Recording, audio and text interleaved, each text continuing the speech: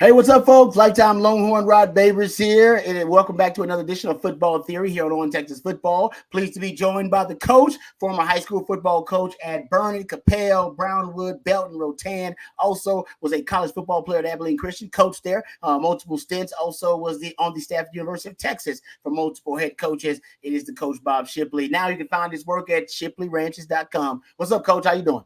Hey, doing great, man. Doing great. Just getting through these dog days of summer. The summer's flying by, man. Oh man, it is flying by. It's crazy when you see those tweets that our guys put out about, it's like every day the countdown. Yeah, when it starts getting Rod Babers Day, it's on, man. They're in training camp. Hey man, I'd feel lucky if they used Rod B for one of those countdowns, man. I'd feel lucky about that. But you're right, coach. I think that countdown for me. I think every Longhorn fan, one comes up on your timeline if you're a Longhorn fan. Yeah. Man, we're already past the tight ends, tackles, and guards. Now we're in the centers. That's the way I look at it, I love it. It's coming fast. All right. On today's show, I want to get into one troublesome issue offensively and one troublesome issue defensively. We're going to talk about something troublesome. So we're not going to reflect on it too much. We won't talk about too much bad stuff on the show, but there is one thing that coach and I, that really caught our attention offensively. And it happened toward the end of the season for Texas that may be a concern, an issue of concern going into the SEC. And then defensively, there's definitely something that is a big issue for Texas going into the SEC in terms of their pass defense. And we'll talk about that too coming up. Before we do though, let me thank our fantastic and fabulous sponsor, Laura Baker. She always sponsors Football Theory, and we are very grateful for her support. Football Theory is brought to you by accomplished Austin realtor Laura Baker. Laura Baker and the Andy Allen team at Keller Williams can handle all of your real estate needs in the Austin area. Laura is not only a diehard Longhorn fan, but a longtime Austin real estate expert. So give her a shout today at 512-784-0505. That's 512-784-0505. Or you can email her at laura@andyallenteam.com. Thank you very much to Laura Baker for sponsoring the Football Theory. Really appreciate her support and appreciate her being a part of the Texas football family. All right.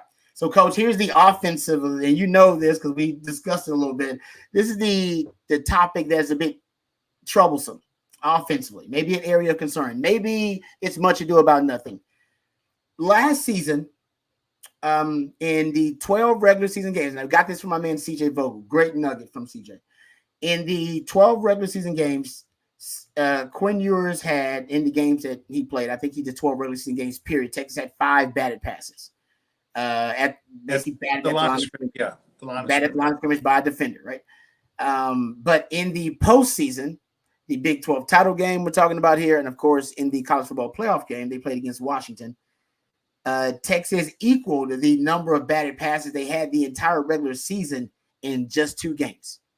In Oklahoma State, Texas had 2 batted passes, and against Washington, they had 3. A lot of Longhorn fans remember they were early on in the game too, disrupted a lot of early drives for the Longhorns, putting them in some second and long, third and long situations.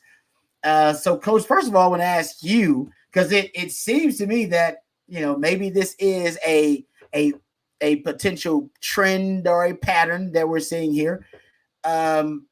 We know that it was something in Washington's game plan. I didn't realize it until I was talking to CJ that Mike Gundy, who Gundy has done, he's come up with a lot of concepts that have haunted the dreams and haunted Longhorn fans for a while. Even that 3 high safety defense, by the way, Gundy is the first one that utilized it in the Big 12, and then Iowa State picked up on it. So Gundy's done a lot of things that have haunted the Longhorns. But what are your thoughts about Texas and Quinn Ewers in the batted passes? Have you noticed that is something that should be an area of concern for Longhorn fans and as it relates to Quinn? Well, obviously I noticed it when it happened, but I didn't really think of it as a concern until CJ brought up the fact that we'd only had 5 in 12 games and then 5 in 2 games. So you start chasing, down the rabbit hole on this thing and probably overthinking. We're probably overthinking it, Rod. I don't know.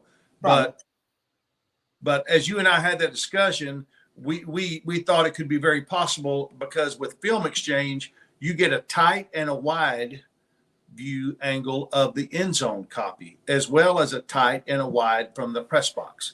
And so it's easy. They have so many ways, obviously, that you can do graphics on video and stuff. You can just start throwing, here's his throwing lanes, between the tackles. And if it's an RPO, this is going to be his throwing lane. And so we surmised that could possibly be what Oklahoma State did, and saw, okay, we might not be able to get to him, but if you're not getting in any penetration, you need to be in this throwing lane and time your jump right. And that's a theory that we think could have happened. And then, of course, Washington looks at that and go, hey, bam, that's a great scheme. Let's try it. They even had more luck. Yeah. Well, I say that we didn't have to. We weren't in critical passing situations, obviously, in the Big 12 championship game as much, because that was a game we won very handily.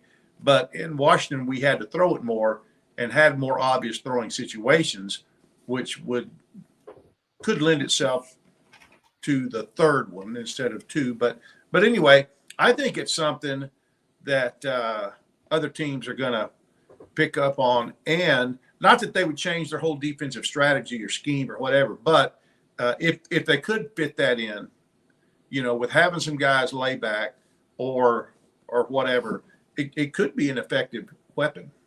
And he did have a batted ball in the spring game, did he not? Yeah, he did. That's right. Yeah.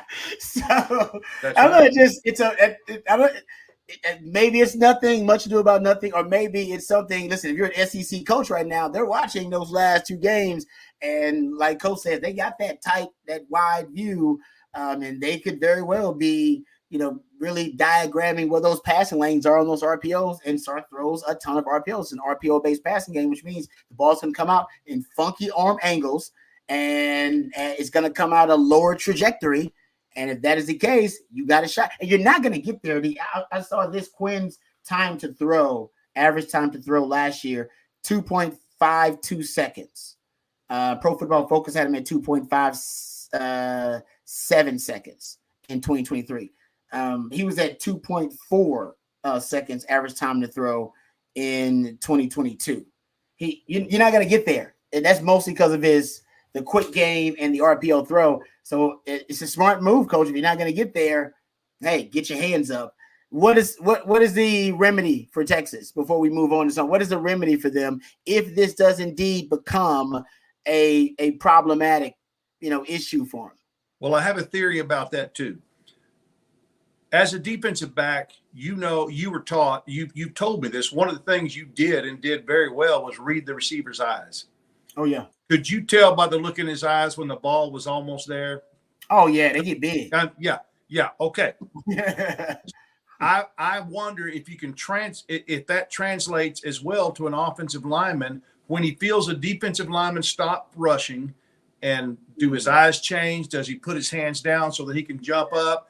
And so when you see that, my theory has always been to teach my offensive line to punch those guys right in the gut as hard as you can. When you see that they've stopped rushing and they're trying to go jump up, then you attack as hard as you can with your hands and your fist into their belly. Perfectly legal, but I promise you that guy's going to think twice before jumping up the next time. Unless he's got some really strong abs. Yeah. No, it's interesting. Yes, you're right about that, because you're exposed, and that's the last thing you want to be as a football player, is exposed like that out in the open without protecting yourself.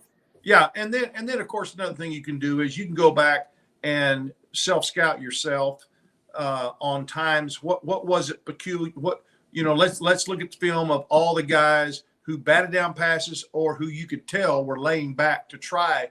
Maybe they didn't do it, but jumped up, and see if there's some correlation there. See if it's on a certain play or a certain action, whether it's only on RPOs or whatever, or down in distance or whatever, and then if you can find a common thread there, then you can throw in some tendency breakers.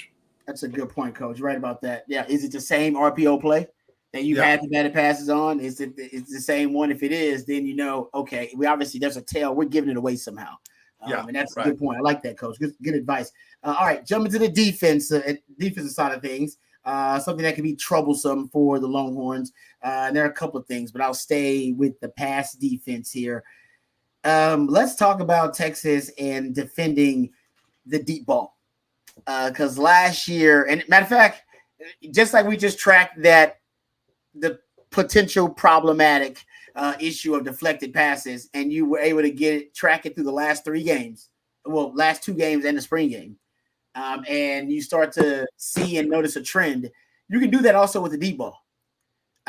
Texas actually was doing a decent job of defending the deep ball against Texas Tech when they started playing a lot more bump and run coverage on the outside. But against Oklahoma State, Gundy, Texas blew them out, by the way. But you remember this, Coach. They gave up a lot of deep balls against Oklahoma State. Yeah, they blew them up. They gave up a lot of deep balls. Oklahoma State was 3 of 7 on deep passes down the field. They had a PI. They had one PI that wasn't called, a non-called PI. And there was one like off throw, but the receiver was wide open downfield. So Mike Gundy in Oklahoma State tried to exploit Texas. And then we saw what Washington did. Obviously, Washington 6 of 8 on passes, 20 yards or more down the field. 2 touchdowns, average damn near 30 yards per attempt. 7 of 11 on passes, 15 yards or more downfield. And then the spring game, just like we just tracked the deflected passes, it also came up in the spring game. Yeah. I believe quarterbacks in the spring game, all of them were 5 of 11 on deep passes. Essentially 4 touchdowns on those deep balls, 279 yards, almost 25 yards per attempt. You get it. This season, Texas definitely has to be better at defending the deep ball. When I went back and tracked it last year, Texas played some backup quarterbacks. So I went and took those out of the sample size, and I took out the non-Power 5 quarterbacks out of the sample size. When you take that out of the sample size, last year, Texas allowed opponents to complete 42% of their deep balls. If you just include Power 5 starting quarterbacks, that's a lot. That's a high number. I think Quinn is around 33%, a little bit lower than that. So this season, that's going to be – and I always say it starts with having a panic plan. And what I mean by a panic plan is so you don't panic. That's the reason for a panic plan. When the ball is thrown deep, Coach, based on your position as a defensive back, where you are, you in phase, which means you have position in the receiver and you actually can play the football. You're in a position, you have control of the receiver pretty much, so you can play the football. If you're out of phase, you do not have control over that receiver. You're beat. You may not be beat badly, but they have a step on you. You're out of phase. What's your panic plan? Now, if you're in phase, great. All right, in phase. Okay. You can do what you want to do. You can play the ball or you can play the man. But if you're out of phase, which happens probably half the time, if not more than half the time with these DBs that we have, what's your panic plan? Are you going to play the eyes? Are you going to play the hands? Or are you going to decide I have enough time to catch the receiver and get back in phase and catch the inside hip and get back and play the football to look and lean? Like these, and you don't have a lot of time, all right, to make these decisions, these split decisions. But from what I understand, from what I can gather watching these guys on film, when the ball's thrown deep in the air and they are out of phase, and even sometimes when they're in phase, they don't seem to have a plan whether they're going to play the ball or play the man. I always played the man, and I always played the eyes to the hands because I had bad hands, as y'all know. I didn't play the ball very well, and I was always scared if I tried to play the ball, I'd mistime it. I'd deflect it up, and he would grab it, tip drill. And so I basically became almost habitual for me to play the man. And it cost me, actually. I probably could have more interceptions and highlight plays in my career, Coach, if I had decided to play the ball more. But I was obsessed with playing the man because, to me, that was my safer option. I knew I could play lockdown defense on a man. Trying to play the ball sometimes can be a little bit riskier. Take the wrong angle to the football, miscalculation in terms of a risk, something you thought was going to happen, and then they surprise you with a double move or a different route combination. So I was always real disciplined in my eyes playing the man. But playing the man, you have to understand there's certain keys you need to read, and I read the eyes. Eyes will tell you a lot, as you just talked about. with the offensive lineman trying to block the defensive line. Sometimes the D lineman will give it away if the ball's coming because the eyes get really big. Same thing is true for defensive backs when you're covering the wide receiver. You'd be amazed how through that face mask, you can see those eyes get really big.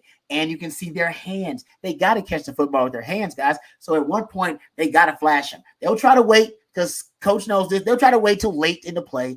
All right, it's actually a drill receivers do. They wait till the last second to flash them hands, but he's got to flash them hands. And those eyes, they actually work this in the league too, coach. They work an eye drill to keep your eyes relaxed. So they don't really fool you, league. But most college receivers, they're not that savvy. Their eyes get real big and their hands come up way prematurely, and that's when you get your advantage. Now, it may not work in the league as well, but in college, there's no way 15 to 20% of the receivers are relaxing their eyes and flashing their hands last minute. So that was my panic plan, but they got to have their own. So I know some guys who were they were technicians with the look and lean, that once you pass up a certain depth at wide receiver, you've canceled out a lot of these short to intermediate routes. We're only running deep routes at that point. So all I need to do is secure the inside hip, and then I can lean on the receiver and look for the football. And as I lean on him, I will restrict his movement. He's going to run slow because I'm leaning on him. And especially if you're near the sideline, you can lean on him right against that sideline out of bounds. And it's not PI because I'm looking back at the football. So I have a right to play the football. And as long as I am running and trying to play the football, eyes on it, technically there's a lot you can do to deter that wide receiver. So I think these guys need to have more of a panic plan, coach, in shorts there. Yeah. Okay. Well, I know we got to get out of here, but I just want to throw one thing back at you. One of the all-time greats in DBU's history. We talked about on the winning drive how a theory you have about Quinn, and that is he is not looking. How did you put it? Not looking past. He looks at the pressure and sees it rather than feeling it. Oh, okay. He doesn't. And I think that gets him in trouble sometimes. Well, because I think he takes his eyes off of the route progression downfield. Right.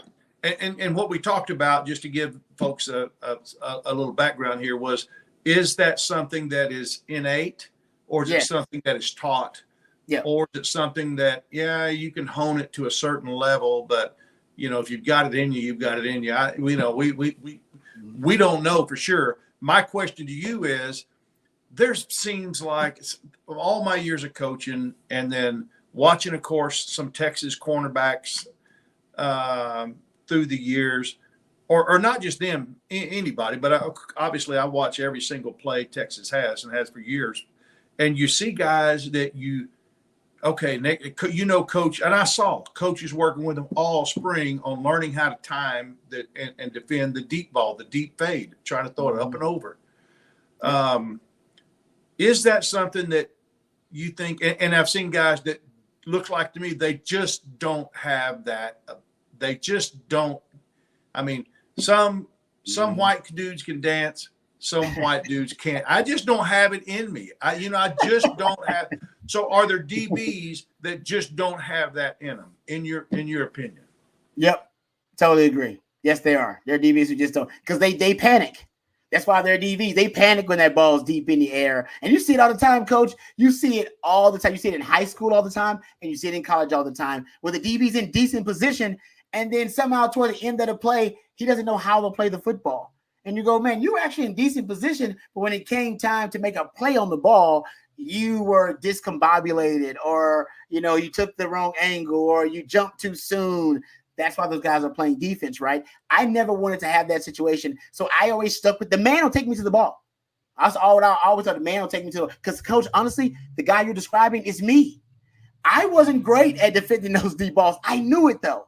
I had an honest evaluation of myself. I'm not great at defending that deep ball, so I will stick to the man. And it won't be pretty. I won't make some beautiful interception downfield like Michael Griffin. Never will. It ain't going to happen. But did I give up a lot of deep balls? Nope, because I played the man, and it was a very rudimentary play, and they threw it deep, and I just stuck with him the whole time and batted it down. It wasn't a highlight reel play. It didn't make Sports Center. Y'all probably forgot all about it, but they did not score. Right. Yeah. So that's kind of was my mentality. Because, Coach, I agree with you. I was not good at playing deep balls. I was not good at it made me uncomfortable when I was covering the guy and they just threw it up and it was a 50-50 ball at that point. It's like, all right, he can make a play on it, you can. And then I figured on those, I need to stick to the man. Because that thing, if you're playing the ball, you can drift away from the man. And if he's better at playing the ball, at being able to, determine that angle of the football trajectory of it, which receivers naturally are, then as a DB, you're SOL. Yeah. And all it takes is be off by a couple of inches or a foot, and that's all she wrote. Strike up the band. And I always feared that. So, Coach, I'm with you. I think that's why I changed my mentality and approach to be an eyes to hands guy. Because you're a hustler, you're a survivor. You found exactly. a way. You played. Yeah. You're not going to try to make a dancer out of somebody. You're going to try to teach him as much as enough to be able to get through it. And you found a way. You have found a way to survive. You figured out a way to do it. And it just seemed like some people I guess you just have to be honest with yourself. They just go, okay, at what point are you going to realize what you're doing is not working? Yep. How did it work out for you last time you tried that, and the time before, and the time before, or the year before, or the year before? I don't know. Lastly, and I know we're running a little over, but what about is there a way you can give safety help? It obviously, on four verticals, obviously you can't, or anything that's going to type safety, but going with a more of a 1-3 look and trying to read the quarterback on those deep balls and seeing if there's any way a safety could get over the top to help. Is that something you think could definitely knowing where your help is? Remember, they asked Malik Muhammad recently. They asked him, what he's been working on in the offseason, like what's the areas of improvement for him personally. And one of the things he said, it stood out to me, and I thought to myself, damn, this young man is ahead of the game. He said, I know where my help is. Know where my help is. Know where your help is.